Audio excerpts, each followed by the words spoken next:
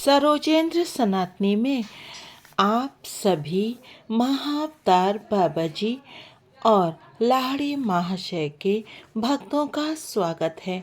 हम सुन रहे हैं ऑटोबायोग्राफी ऑफ ए योगी कथामृत और अब हम आ पहुँचे हैं प्रकरण 16 पे, जो कि है ग्रह शांति का प्रकरण।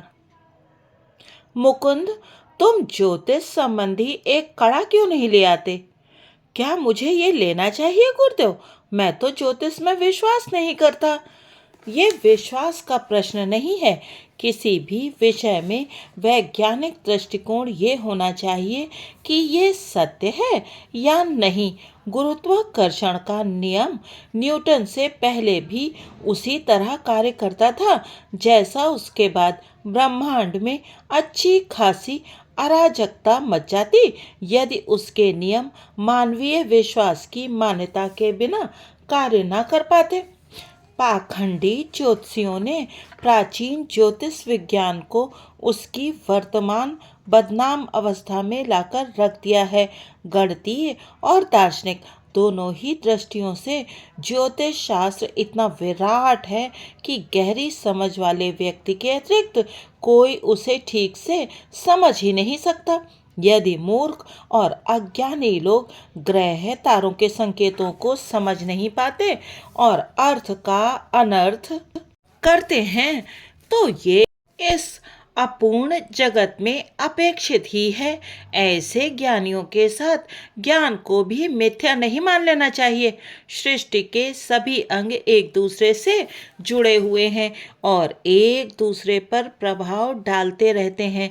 परस्पर आदान प्रदान ही ब्रह्मांड की संतुलित लयबद्ध गति का मूल आधार है। मेरे गुरु कहते गए, मनुष्य को अपने मानवीय स्तर पर दो प्रकार की शक्तियों का सामना करना पड़ता है।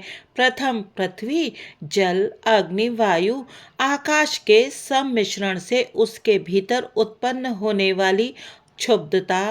द्वितीय प्रकृति की बाह्य विघटनकारी शक्तियाँ। जब तक मनुष्य अपनी मानवीय सीमाबद्धता के साथ संघर्षरत रहता है तब तक पृथ्वी और अंतरिक्ष के असंख्य परिवर्तनों का प्रभाव उस पर पड़ता रहता है। ज्योतिष विद्या में ग्रहों के प्रभाव के अंतर्गत मनुष्य की क्या प्रतिक्रिया होगी इसका अध्ययन किया जाता है। ग्रह नक्षत्रों में कोई दया या कोप का सचेत भाव नहीं होता। वे तो केवल पॉजिटिव एवं नेगेटिव किरणें उत्सर्जित करते हैं। अपने आप में ये मानव जाति को कोई लाभ या हानि नहीं पहुंचाते, किंतु मनुष्य द्वारा अतीत में कार्यान्वित किए गए कार्य कारण के संतुलन को स्थापित करने के लिए बाह्य स्तर पर कार्य प्रणाली का एक विधिवत माध्यम प्रस्तुत करते हैं। बच्चा ऐसे दिन और ऐसे क्षण में ही जन्म लेता है जब ग्रह नक्षत्रों की किरणों का उसके व्यक्तिगत कर्मों के साथ संपूर्ण गणितीय तालमेल बैठ जाता है। उसकी जन्म कुंडली उसके अपरिवर्तनीय अतीत और उस अतीत के संभावित भावी परिणामों को दर्शाने वाला एक चुनौतीपूर्ण आलेख होती है। परंतु जन्म कुंडली का सही अर्थ केवल अंतर्ज्ञान से संपन्न व्यक्ति ही लगा सकते हैं और ऐसे लोग बहुत कम होते हैं। जन्म के क्षण में अंतरिक्ष में स्पष्ट रूप से चिन्हांकित हो जाने वाले संदेश का उद्देश्य भाग्यगत अच्छे बुरे कर्मों के फल को अति महत्व देना नहीं है, बल्कि ब्रह्मांडीय नियमों के इन बंधनों से छूट जाने के लिए मनुष्य की इच्छा शक्ति को जगाना है। उसने जो कुछ किया है उसे वो मिटा भी सकता है। उसके जीवन में अभी जो भी परिणाम सामने आ रहे हैं उनके कारणों को उकसाने वाला भी वही था। वह किसी भी सीमा को पार कर सकता है, क्योंकि प्रथम तो उस सीमा का सृजन उसने स्वयं अपने कर्मों से ही किया है और फिर उसके पास आध्यात्मिक संसाधन है जो किसी ग्रह नक्षत्र के दबाव में नहीं होते। ज्योतिष शास्त्र के प्रति अंधी श्रद्धा व्यक्ति को यंत्रवत बना देती है, जो अपने हर कार्य के लिए यांत्रिक मार्गदर्शन का दास बन जाता है। बुद्धिमान मनुष्य सृष्टि के बदले सृष्टा में अपनी निष्ठा रखकर अपने ग्रहों को अर्थात अपने अतीत को मात दे सकता है।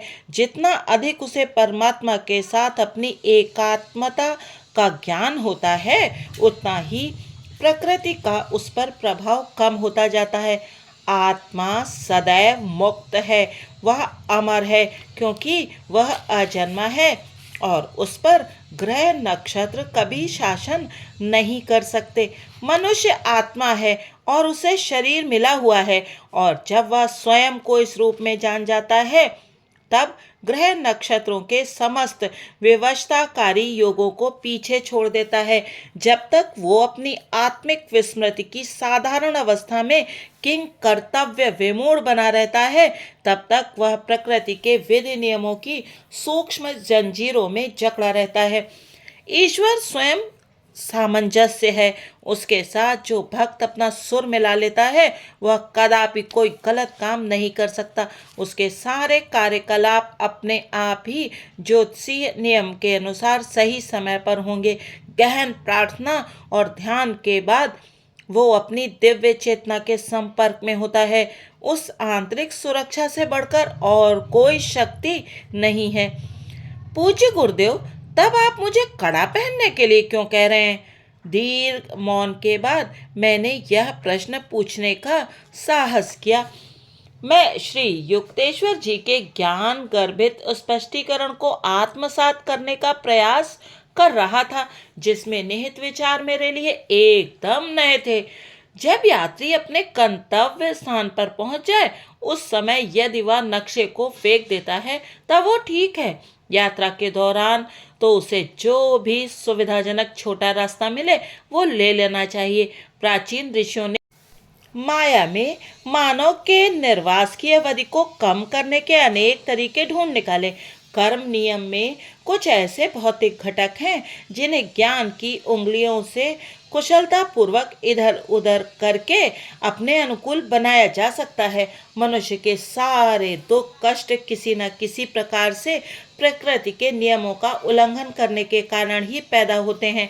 शास्त्र कहते हैं कि मनुष्य को प्रकृति के नियमों का पालन करना चाहिए, पर साथ ही ईश्वर की सर्वशक्तिमता में भी उसे अविश्वास या संदेह नहीं होना चाहिए। उसे ये कहना चाहिए, हे प्रभु, आप में मेरा पूर्ण विश्वास है और मैं जानता हूँ कि आप मेरी सहायता करेंगे, परंतु मैं भी अपनी ओर से अपने गत अनुचित कर्मों को नष्ट करने का पूरा प्रयास करूँगा।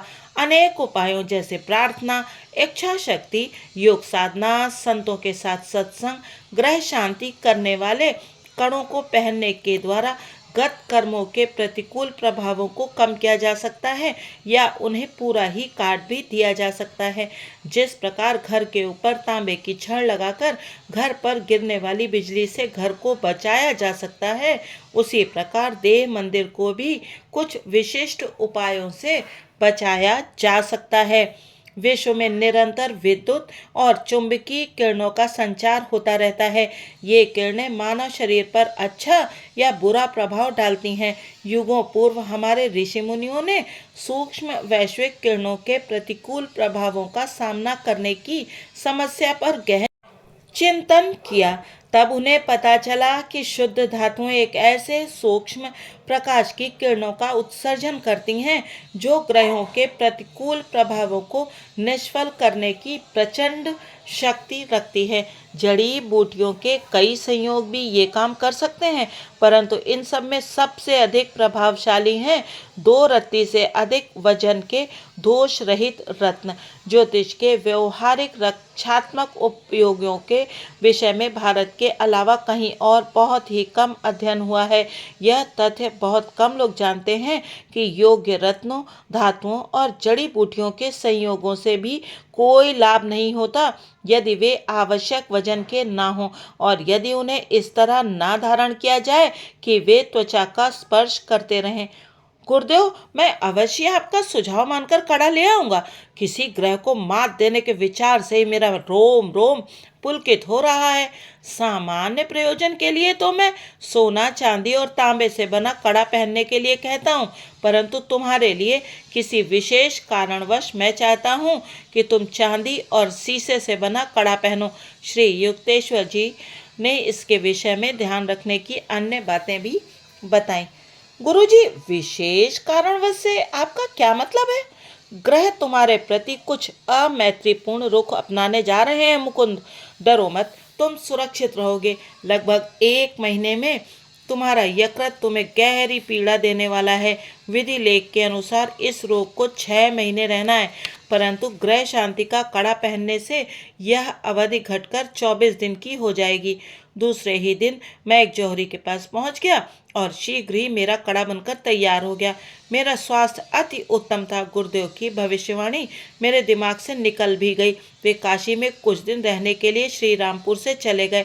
हमारे उस वार्तालाप के 30 दिन बाद यकृत के आसपास मुझे अचानक पीड़ा होने लगी। उसके बाद के कुछ सप्ताह भयंकर यातना के दुस्वप्न की बात गुजरे। गुरुदेव के इसके लिए कष्ट देने की मेरी इच्छा नहीं थी, अतः मैंने सोचा कि इस यातना को मैं स्वयं ही हिम्मत करके सहन कर लूँगा।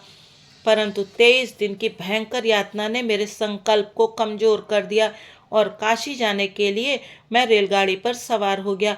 वहाँ श्री युक्तेश्वर जी अस्वाभाविक उत्साह और प्रेम के साथ मुझसे मिले, परंतु अकेले में अपनी पीड़ा उन्हें बताने का कोई अवसर उन्होंने मुझे नहीं दिया। उस दिन अनेक लोग उनके दर्शन मात्र के लिए वहां आए। रुग्ण और उपेक्षित अवस्था में मैं एक कोने में बैठा रहा। रात को भोजन के बाद ही सारे अतिथियों से छुट्टी मिली। तब मेरे गुरु ने मुझे उस घर की अष्टकोणी बालकनी में बुलाया। तुम अवश्य ही अपनी यकृत पीड़ा के संबंध में यहाँ आए होगे। मेरी ओर ना देखते हुए श्री युक्तेश्वर जी बालकनी में चहलकदमी कर रहे थे और यदाकदा चांद के और मेरे बीच में आ जाते थे।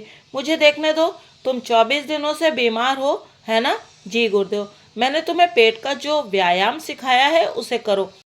गुरुदेव, यदि आप जानते कि मुझे कितनी पीड़ा हो रही है तो मुझसे व्यायाम करने के लिए ना कहते, किंतु फिर भी मैंने उनकी आज्ञा का पालन करने का क्षीण सा प्रयास किया।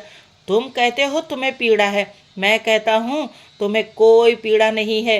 ये परस्पर विरोधी बातें एक साथ सच कैसे हो सकती हैं? मेरे गुरु ने मेरी ओर प्रश्नार्थक दृष्टि से देखा। मैं स्तंभित हो गया और फिर आनंद युक्त स्वस्थता से विभोर हो गया। अब उस पीड़ा का कहीं लवलेश मात्र भी नहीं था, जिसने कई सप्ताहों तक मुझे सोने भी नहीं दिया था।